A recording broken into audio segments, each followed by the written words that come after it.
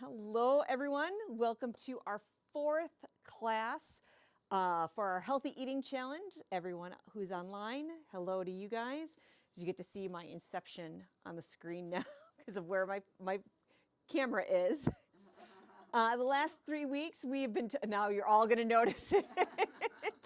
The last 3 weeks we have been talking about breakfast, lunch, and dinner, but there isn't a meal throughout the day that we don't love more than snacks, or at least me. I love snacks. I am a snacker. I could graze all day long and I would be happy as a clam. How did everyone feel like they did though with dinner? I did a lot of sheet pan. I ended up doing a lot of sheet pan meals just because I was working late some of those days, and I was able to have the ingredients, and my husband would throw it on the pan and get it ready, so it would be ready by the time I got home, which is really nice. Amy, did you have anything in particular that you made last week? I had some black bean soup with turkey.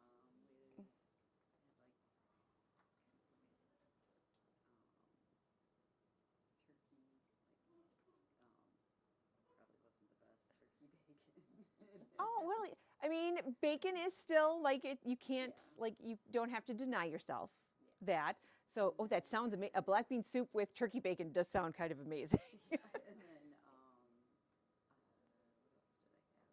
I had some little, I had one of those little avocado cups. The little avocado cups? Oh, let's see how that tastes in there. And then I had some carrot, and so that was, I wasn't real good the rest of the week. But soup does last a while. So soup is really nice.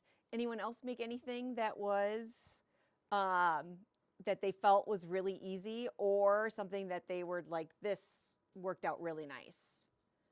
I was gone most of the time, so. Yeah. You were like, I did the best I could. And then Mary came over, my daughter, and we made asparagus soup ooh. Sunday night, and that was really good. I heard about this asparagus soup, and it sounds so good. I'm hoping that Mary will send me over the ingredients and the instructions for it, so that Yes, I don't have the recipe, instructions yeah. either. We just, worked together, the three of us, and she and her husband. And we had a salad with strawberries and avocado. And I threw in some celery, pieces of celery into the salad. Oh, And so we just had salad and soup. And it was, sounds good. It was good. well, it sounded amazing. So. They took what was left over home. They left me some. I had it Monday. And then I made chicken soup last night and divided it up and sent her home with some this noon. Nice. That is a great, we didn't really talk about that. We've talked about sheet pan meals to just be one pan. We've talked about food prepping and making stuff so that we can have multiple meals out of that. But one of the great ways to do that is to bring people over and then make a bunch of dishes and then divide them out and share, right? You're sharing the workload of the dish. You are sharing the cost lots of times of the ingredients. But then you also get to have a little bit of fun while you all work together to make some recipes and share them out. And you don't have to worry about how am I going to store this necessarily. Not everybody has a big chest freezer or a large refrigerator to be able to store everything, or even the appetite to be able to eat some of the sizes that some of the dishes make, even if you reduce down some of the size of the ingredients on there. This week, though, is, as I said, our healthy snacks. And our healthy snacks, when we are looking at our plate, very similar to more of our breakfast, where our plate was divided into 3 in breakfast, where we could choose between a fruit or a vegetable on there. Now we are dividing it into 2, where we are trying to hit a protein, but then we are looking at adding a whole grain or a fruit or vegetable to our healthy snack. And these snack duos can be really nice. We can go to the store and we can see snacks everywhere, right? The snack aisle tends to be chips, cookies, granola bars maybe, crackers, fruit roll-ups. As a kid, I thought that was real fruit. I was sadly disappointed as I became an adult on there because they were so tasty as a child. And now I'm like, oh, like, how did I eat this? But it can be still pretty easy if we not necessarily avoid the snack aisle, but we look at the stuff that we like in that snack aisle and find items that may fill and replace those items. Right? If we are looking for chips, maybe we are looking for something that has a crunch and has some salt to it. Right? So we could look at some of our some of our protein foods, and maybe our whole grain crackers would give us that crunch that we might be looking for. It can give us that salt on there. I love air popped popcorn. Probably two reasons. One, I love the taste of it. It is very filling for a very small amount. Two, my husband is the one who makes it for me. I honestly could not tell you how I make it. And when I say I mean him.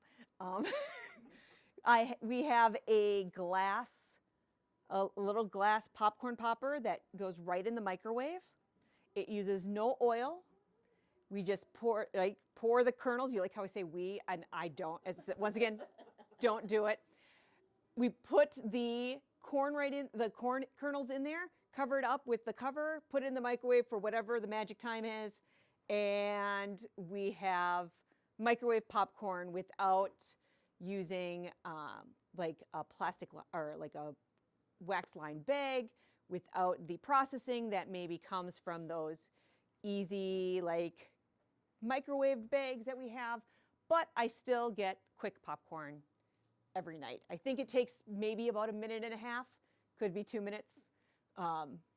Whatever time it takes him, I guess, to get to the microwave and then melt some butter while he is making it. It's usually about 2.5 minutes. So, but you do get, right, and you get your fiber with your popcorn on there, right? Nuts and seeds can give you that crunch and that salt that maybe you're looking for. But then we want to maybe pair that up with like a fruit or vegetable. Nuts and seeds mixed with some seasonal fruit or some dried fruit, right? Trail mix. You just want to be a little careful because large quantity, like there is quite a few calories in there. So what you might be offsetting in health, you are going to be adding to your calories on that. Some dried fruit, but once again, we just want to make sure there is, like, sometimes we add sugar to that. Lots of our cranberries are like, the dried cranberries are sweetened on there. And there is just that naturally occurring sugar in dried fruit. So you just want to watch that. We can mix that up with maybe some raw vegetables, and we can get protein with some of our food like yogurt or cottage cheese. We can also get some of that with, I was looking to see, our hummus is here with our fruit and vegetable, which goes very nicely with either some like vegetable sticks. You can mix that on a cracker. You can use it as a pretzel dip. I want to say, Amy, you have hummus. You've been using some hummus. What do you usually mix yours with? I usually use whole grain crackers and just Dip it right in there. I'm the only one who's eating it. So. I am. It's on my list this week to actually attempt to make hummus from scratch. And you can use canned chickpeas, right? So that you can blend them up and with different seasonings as well as some garlic. And I'm going to give it a shot so to see how it goes. My son does a lot of hummus with like peppers. Oh, yeah. Yep, he likes to peppers and crackers and pretzels. So that's how like he prefers his hummus.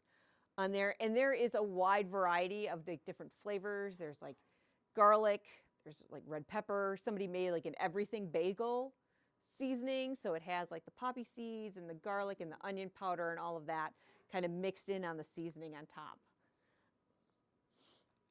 Then we could just look to like our normal fruits and vegetables of like oranges and broccolis that can be just like paired up with maybe some salmon. It doesn't have to, this one says canned, but like we could get like maybe some smoked salmon that you have that will pair up really nice with maybe a cracker if you are looking to add both a whole grain as well as like some protein and maybe some like fruits or vegetables diced in there with maybe a little bit of hummus on that. So there's a lot of different things that we can do for our healthy snacks.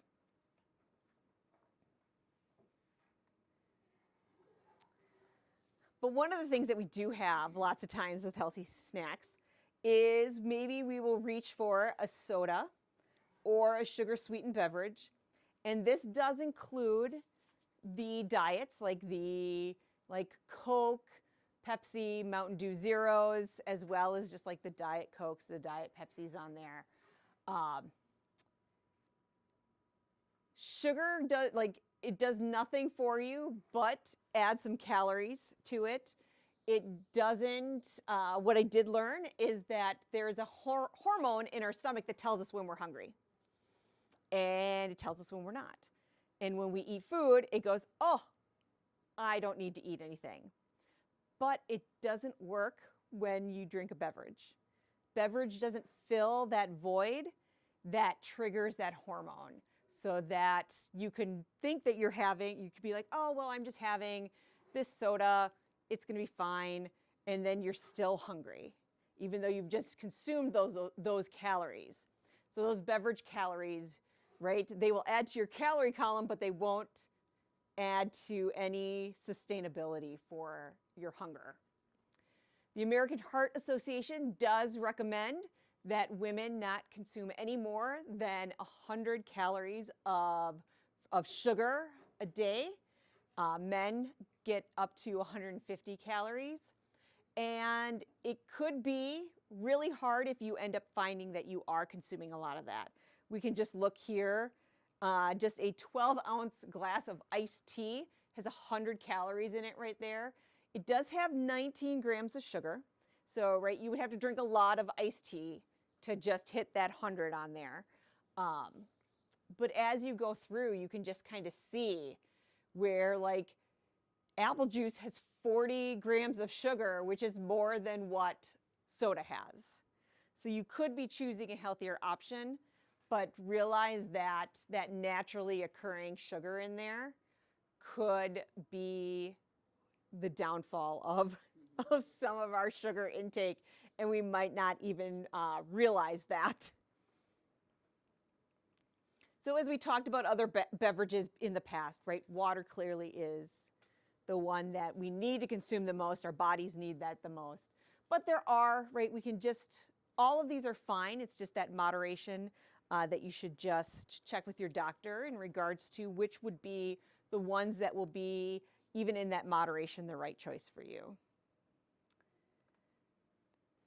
And that's where, like, we are in a time where diet soda, like, is everywhere. And there's so many different options, right? In the 80s and 90s, all we really had was, like, you know, you had the diet version of whatever the regular version of soda was. And now, right, as I said, you have your Diet Coke, you have Coke Zero, you have your regular Coke. Well, what's the difference between Coke Zero and Diet Coke, right? They both have 0 calories. And what it is, it's the sweetener that's in them. A lot of the Zeros have a blended sweetener, so they might take a little bit of each one of those, and they might blend them a little bit to give you more of that natural sugar taste versus maybe a diet soda just having one of those. And you can see that these here are like even more sweet than sugar. So like sometimes when we go, oh, that doesn't taste right, right? And you think that your brain thinks that it's not sweet enough. when in actuality, it could be that it is actually too sweet for what you're looking at. Now, that's not saying that you can't use those, because some people have to, right? I mean, dietarily, like, you may have to avoid other sugars, and so sometimes these artificial sweeteners can play a role in our diet and nutrition on there. I know that like monk fruit is one of the examples out there. There's like stevia, I'm trying to think of, there's one that a friend of mine uses, and I'm just now drawing a blank on it. Because, right, especially if you're like diabetic, you might not be able to have, right, or you should be at least avoiding sugars. And so that's where we might see some of those artificial sugars come in. There have been a few studies that do show that people who normally drink diet soda, because they think that, right, it's 0 calories, it's sugar-free, I'm okay, they do sometimes have a higher risk of cardiovascular disease. They may also find that they end up consuming more than they thought they would. So those are all things that you want to just kind of check with your doctor, especially if you're going to be moving from something that you do now, making a drastic change on there. You just want to consult just so that you know what to look for if it is interacting with either a medication or just with your body.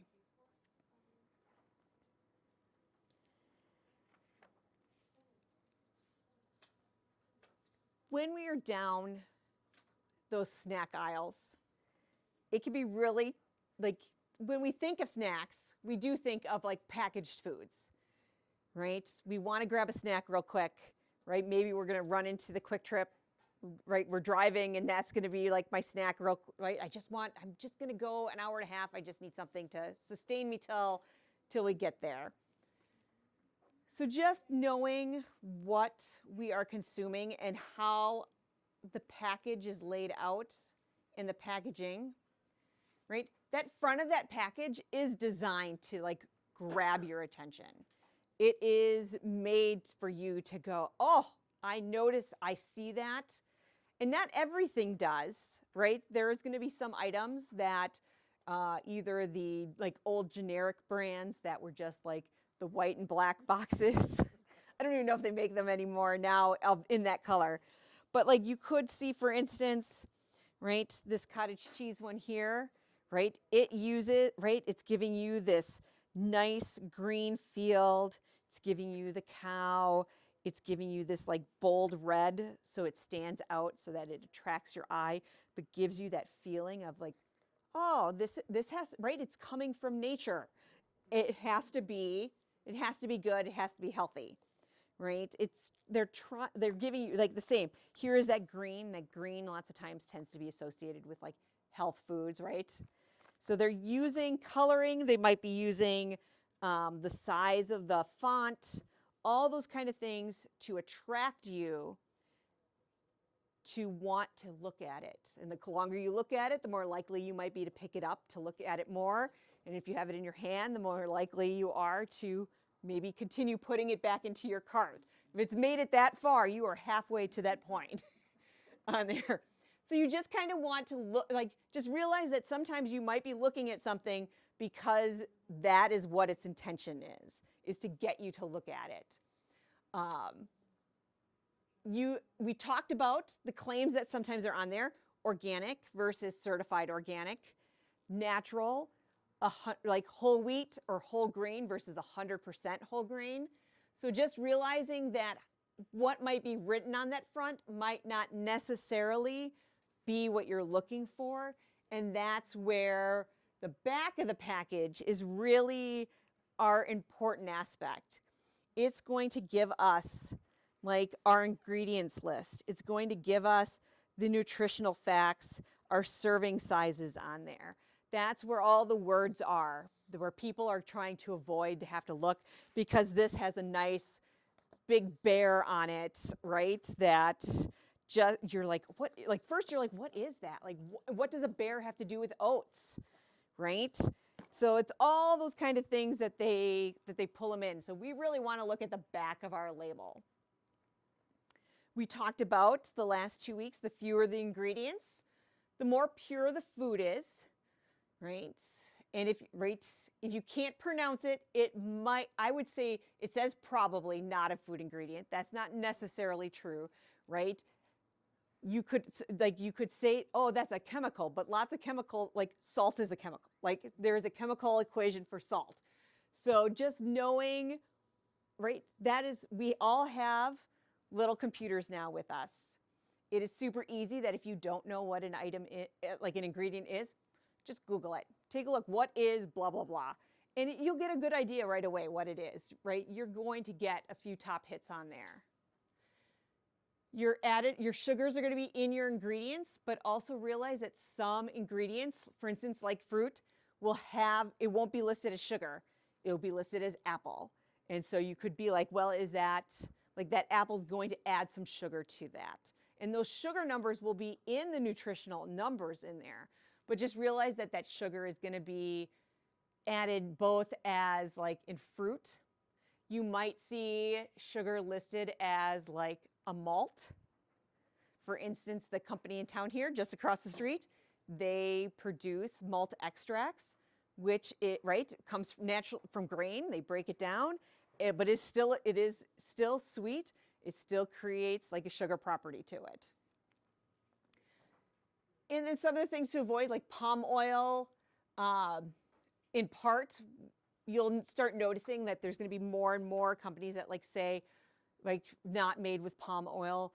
It has really damaging harvesting techniques to the environment on there, as well as to the nations that grow it.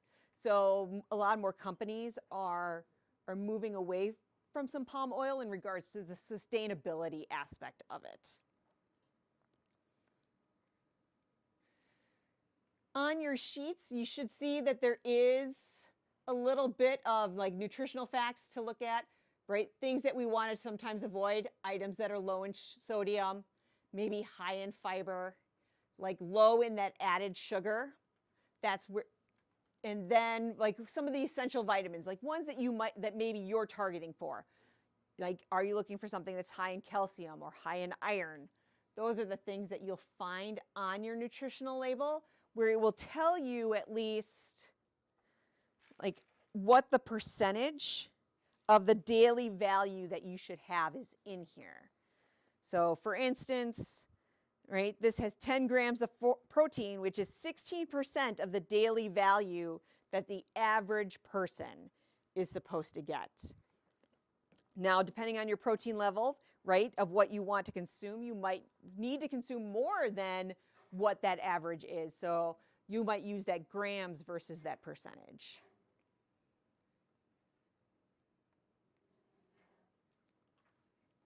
And then just a little bit more, right, on those labels. And we've talked about this. I want to say we've had a few handouts on it too, right? That we find that on our labels, the ingredients, the serving size, nutritional facts, the percent of daily value on there. The serving size aspect is one of those things, right, where it will say 8 on there, or sometimes it will tell you how many, then it would be what is the number of servings per container and what the serving size is. And that's when we talked about with cereal, right? A serving size of a bowl of cereal is 2/3 of a cup. And that is so small. But in our minds, those commercials overflowing, that bowl is filled to the top. I'm going to say I've heard the same about toothpaste. Is that the recommended, you read the back of it, it's a dollop of toothpaste, right? Those commercials, that toothbrush is full of toothpaste. It's 3 servings worth of toothpaste in the commercial than you actually need. So that is where they are basing these numbers here, which the total fat, all of those nutritional data, based on that serving size, right? So that 2/3 cup serving size has that 3 grams of protein. So if you have a whole cup, you're going to have another gram of protein in there. So you need to be able to do that math. There's lots of apps now that will help you do that, right? MyFitnessPal will do that. I was trying to think like who else has an app that will pull that off. Do you use a like nutritional app, Amy, at all? I'm just drawing a. Trying to think. Just with my like Samsung Health. Yeah. You can, Yep. Some of those like you can enter in like a recipe, and like even if you make one, you could or find it online. You can enter in like a whole recipe, tell it how many servings, and it will use the ingredients that you put in there to then determine how many calories that recipe has, what is the nutritional data on there. Said there used to be one called Spark People. Those are the two that come to mind off the top of my head. But there are, and like Noom, I think Noom is still out there. So there are apps though that will help you do that too. So you don't have to sit there and like pull the calculator out or do like long division on there. Fractions and long division. Who knew that we were going to end up as a math class here?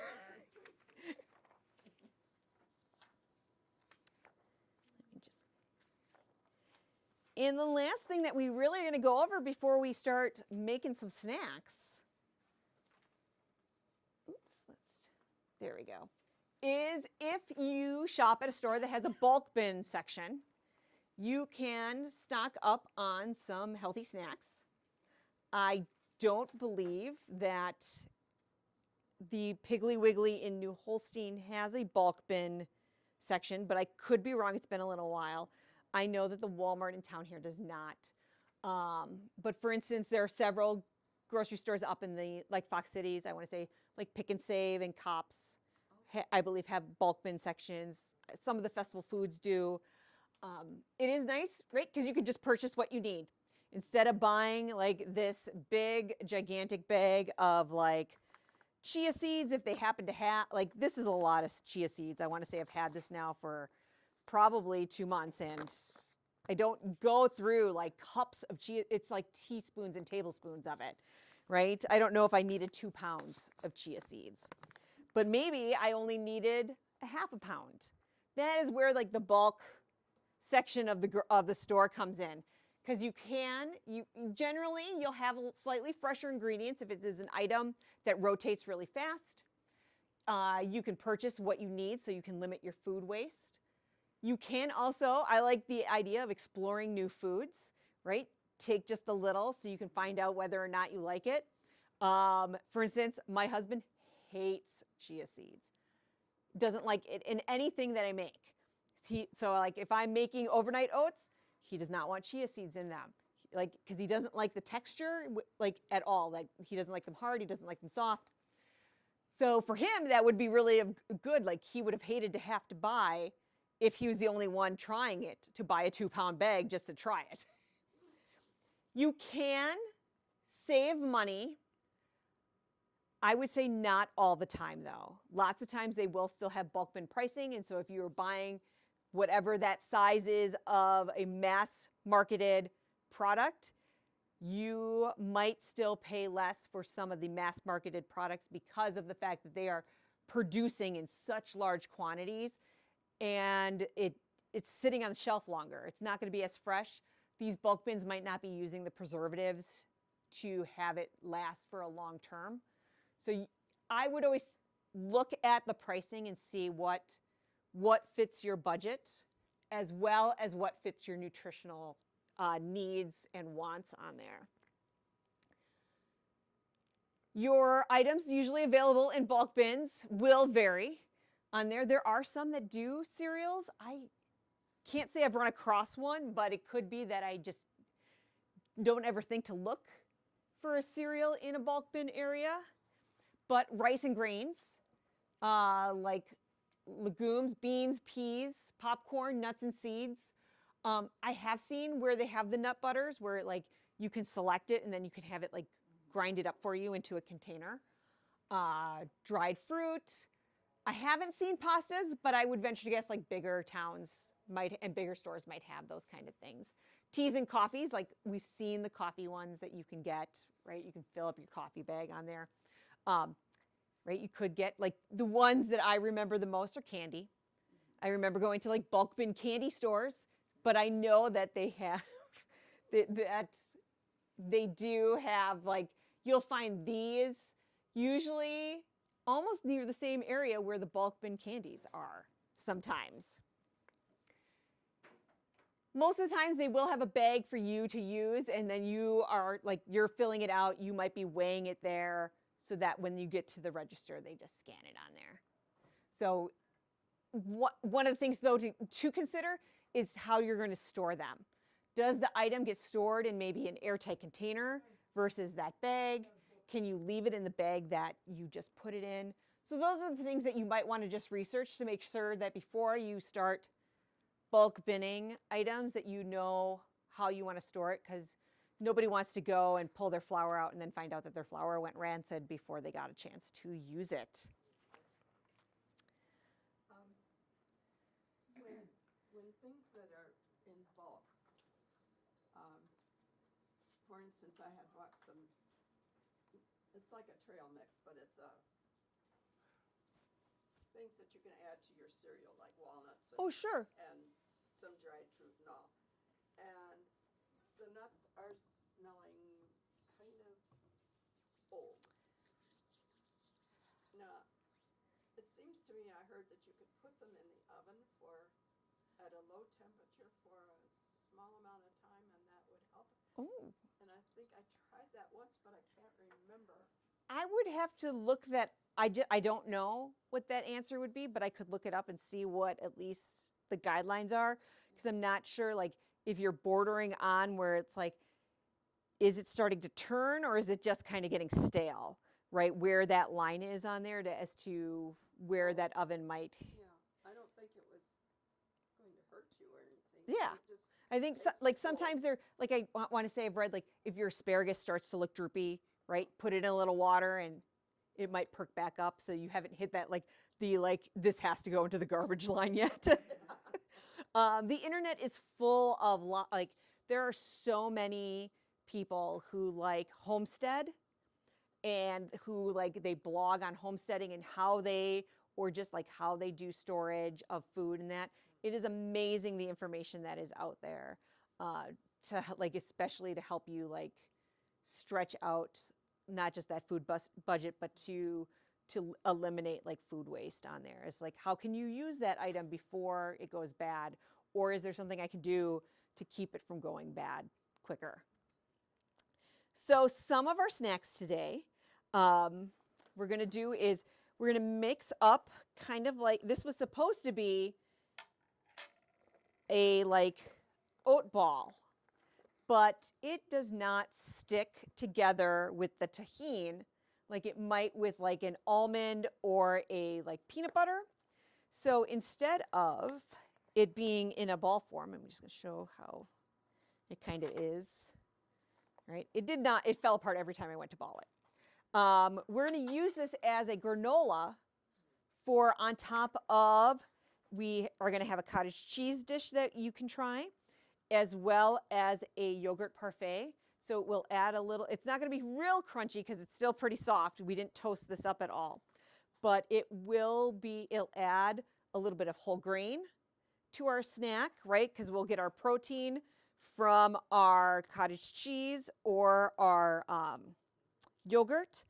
But we also will mix in, right? We have some fruit, we got some bananas.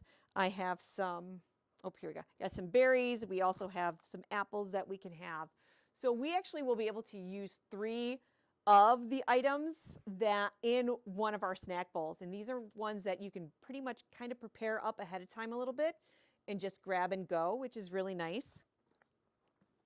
So our oat blend was super easy to make. This here was just a half a cup of oats. And I used a little bit of ground flaxseed because I wanted to add a little bit of fiber to that. And so this was just a tablespoon of ground flaxseed. All right.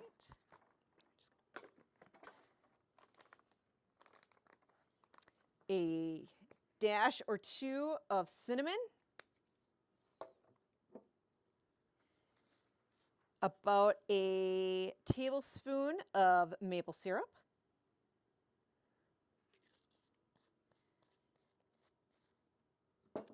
and then about an eighth to a quarter cup of the tahine, or you could use any like nut butter that you would want to use. But I wanted to make sure that I had something that if someone had like a nut allergy or whatnot, they could go ahead and they could use this, taste this up. And this is just pretty much mixed up. And you might find that if you feel like it's not at the consistency you want, you can add a few more oats. You could add some more tahine or maple syrup. You could add really whatever you want to this. We just want it to be slightly sticky. I'm just going to add a little bit more. What's nice is that it's not baking, so you don't have to be exact measurements on it. And you can add or substitute whatever you want really in there. What is tahini? It is a sesame paste. Oh. So it is just sesame seeds. So it is a wonderful little like nut free version. As you saw, this one here, it like does have a really like liquidy consistency. And this is hitting what I want. I'm just going to kind of show here, right? I can see that it's still kind of sticking together, but not enough. So it just gives me enough texture on here. This one here, we refrigerated for about an extra like 30 minutes. And that's what my directions were, is it was like 30 minutes. Then I should have been able to ball this up, but clearly it did not on there. And that could be, it was like, I think the recommended recipe was with a nut butter, but you could use tahine. And I was like, we're going to give it a try with the tahine. And Do those have to be refrigerated then? I would say that it doesn't, the directions did not say it had to be refrigerated. The maple syrup, just because it's not cooked, maybe that would be where we would run into a little bit of, like maple syrup doesn't, it might mold on the top level, but when you have it in the jar, but like it doesn't go bad. On there, I would put it in the fridge just to be on the safe side. Well, because you would not eat a whole serving. Correct, yes. Then, one of the things that we did, this was nice and easy, these are just yogurt jars. And I'm just, there we go, so you guys can see. These, we just layered the plain Greek yogurt with some chia seeds, and you can see the chia seeds kind of on the top. And then we just topped it off with some fruit. And you can keep these in the fridge. It is. I did pick up some of right?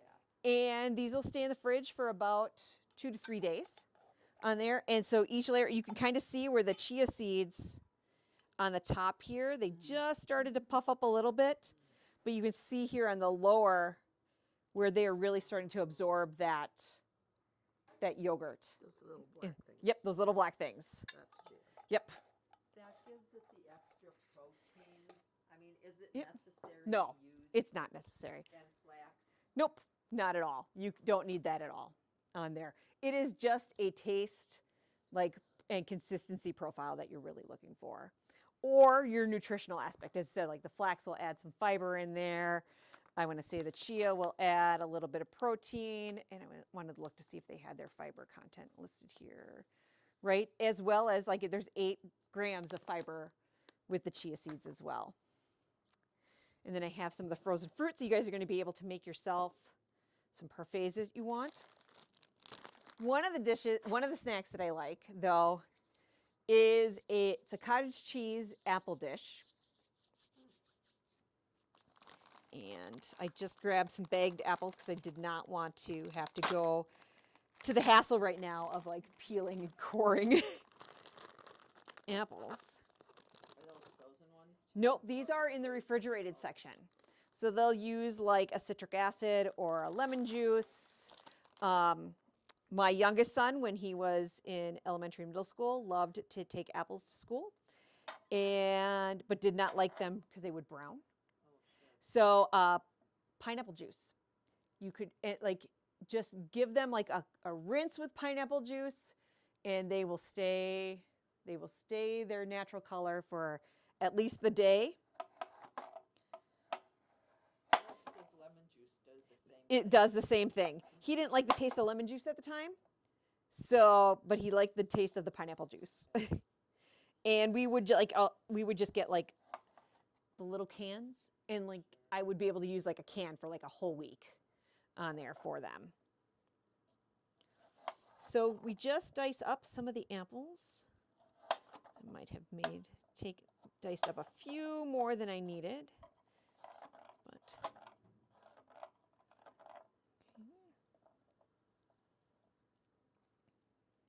I like mine a little bit chunkier.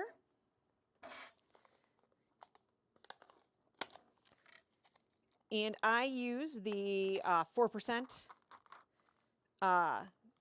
cottage cheese because I like the little extra protein and the creaminess of it versus more of a skim.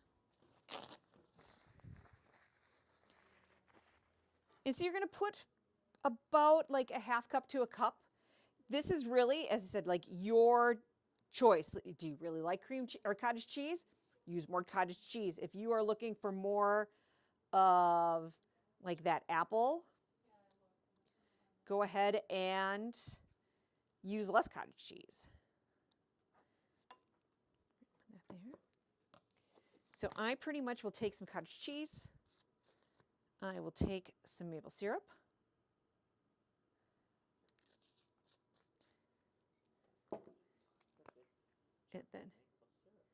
And then some cinnamon in there, and I'm going to stir that up first. And we're just going to take our apples.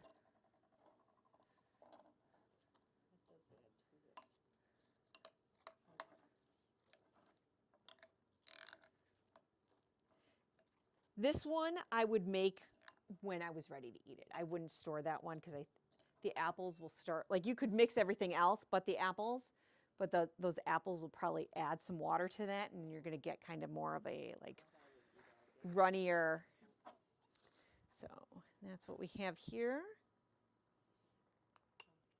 And now you could put these into little bowls, and you can add your granola to the top if you want that, or you can add like some additional fruit or whatnot, and you had a pretty quick snack. Even like making the oats, like I think maybe took me these two dishes maybe 6-7 minutes at the most. Now if you're peeling your apples and that kind of stuff, you're going to add that time, but sometimes that time saver allows you to be able to be like, I can do this. Sometimes you need that to get over that first hump of I am making this change first so that I can then go and make that a habit, so that I can then, once that's a habit, I can go and make different changes too. Now, maybe it'll be like, all right, now that I know I can make this consistently, I know I can go into the fridge, I'm not going to forget that it's there. Now I can move to, all right, I'm going to work on processing my apples myself instead of using the convenience aspect of it. So it's all just tiny changes as to how you want to give it a shot. Everyone should have their weekly planner and shopping list.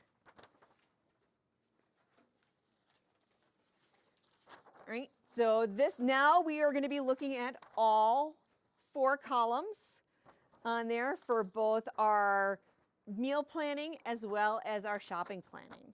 So we can fill out our plates and see how we are going to plan our meals out, and we should have a whole sheet for our whole week on there.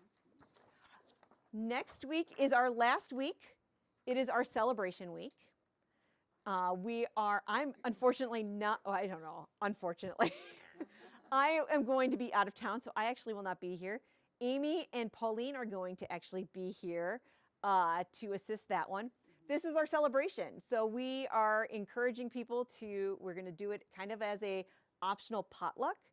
Bring like a dish that maybe you really liked when you were doing this. It could be breakfast. It could be just a snack on there, and the recipe, so that we can kind of share some of the recipes that we've found that we really thought were nice fits to what we were doing. And we're just going to have a good old time celebrating our successes throughout these, what will be 5 weeks by next week. And that is a really good, like they usually say it takes 21 days to develop a habit. And so we will be at, let's see here, we will be just over 21 days of trying to eat whole foods and make healthier choices. So, right, even when we stumble, we still have successes throughout all of those times. And so we're going to get to celebrate that. So those people who are here, I invite you to come and have some snacks. I have some cups, and you can fill up, and you can make your own parfaits if you want. The people at home, thank you so much for joining us. We'll be sending out an email in regards to the celebration. And if you'd like, we still would invite you to come in and celebrate with us. So I hope you all have a wonderful evening. Thank you guys so much for joining us today.